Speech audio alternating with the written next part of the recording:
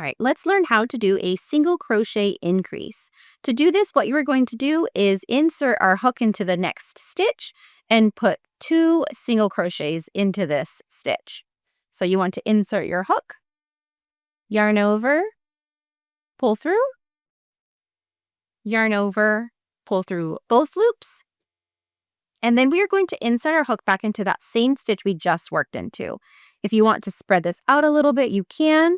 We're going to go right through here. So insert your hook here, yarn over, pull through, yarn over, pull through both loops.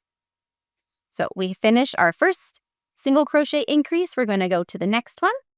So insert your hook, yarn over, pull through, yarn over, pull through both loops.